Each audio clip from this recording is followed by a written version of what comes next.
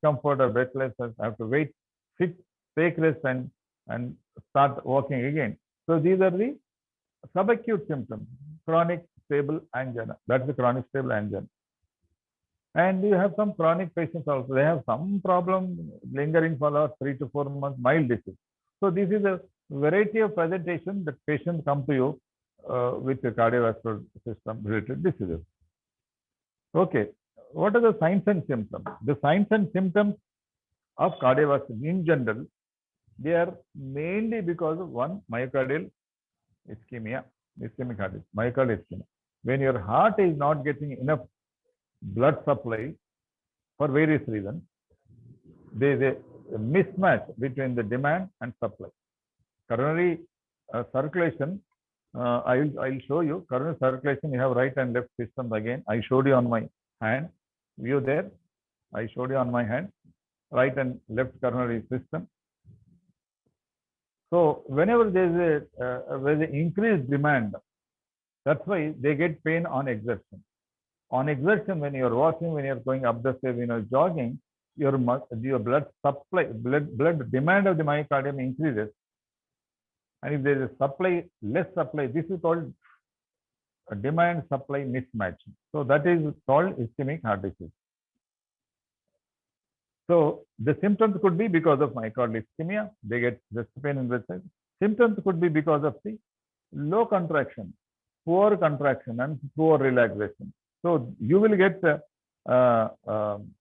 fatigue, unexplained fatigue. People will have unexplained fatigue, field edema, breathlessness. These are the symptoms because of this impaired contraction or relaxation of the heart.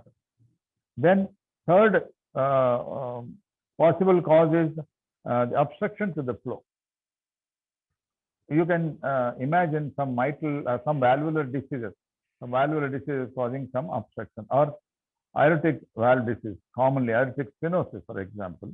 If there is aortic stenosis, the coronaries are normal, but your left ventricle is forcibly contracting, but because of the obstruction, the amount of blood ejected into the aorta is not sufficient to maintain the metabolic requirements of the myocardium. So here, the supply is less. During exertion, the demand is more.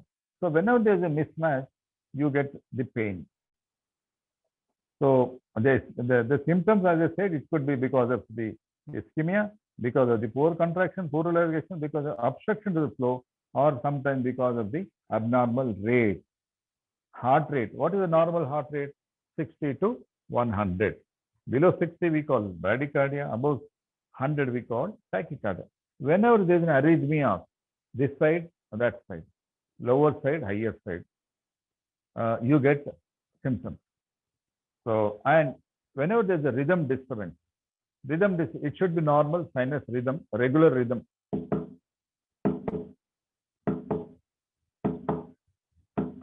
This is 1, 2. It's not like this. It is always lumped up. Because between 1 and 2, this is called systole. Between 2 and 1, it is diastole. Diastole is little longer than systole always. That's why it is not.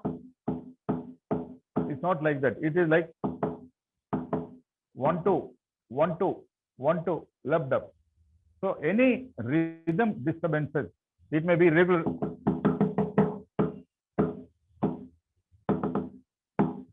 That is irregular rhythm. Sometimes bradycardia.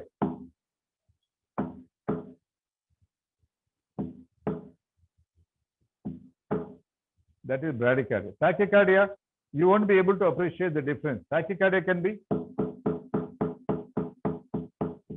So any rhythm disturbances can cause symptoms. So what are the causes that we discussed now? Myocardial ischemia, poor contraction, poor relaxation, obstruction to the flow, abnormal rate, and abnormal rhythm. These are the defects that produce the symptoms in the patients of cardiovascular diseases. And these problems, what we discussed as chest pain need not be pain. It can be heaviness. It can be just vague discomfort, unexplainable heaviness, discomfort, pain. These are the common things. Sometimes patients will come to you and say that I'm feeling very heavy as if one big elephant is sitting on my chest. That is the kind of feeling they have. So they come with burning sensation. You should not say that, oh, it is only burning, it is acidity. No, the burning also can be because of the cardiac problem. So, chest pain, breathlessness, fatigue, unexplainable fatigue, pedal edema, swelling, and palpitation, syncope, and hypotension. These are the symptoms that cardiovascular disease patients can come to you with.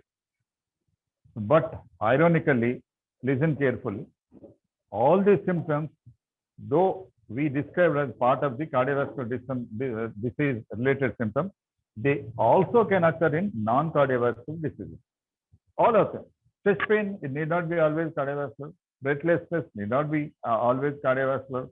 Fatigue, palpitation, they need not be always cardiovascular related. So you should all remember that all this can occur in non-cardiovascular diseases also. So whenever you are considering one disease diagnosis is very important. Unless you diagnose any disease, diagnosis is very important. Unless you diagnose, you cannot proceed with the management of your patient. You cannot plan the investigation. You cannot plan the treatment. So in all patients, you have to consider the following elements. What is the underlying etiology?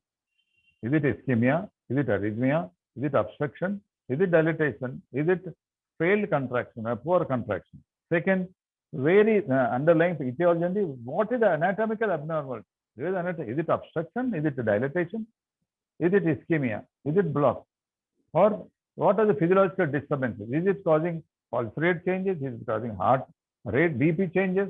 What is the hemodynamics? And then what is the functional class? Functional class is usually we ask the patient about breathlessness. The grades of breathlessness, grade 1, grade 2, grade 3, grade 4. The conventional teaching is 4 grades of breathlessness. I make it simple and show you 4 grades of grade 1 breathlessness. You imagine this is the level of your exertion and it differs from person to person. Okay, this is level of your exertion. For example, my office, my consultation room is in 3rd floor. 3rd floor. Every day I'm climbing the 3rd floor without using the lift. I am happy. No chest pain, no breathlessness. Okay. When I'm going 4th floor today, I get breathless.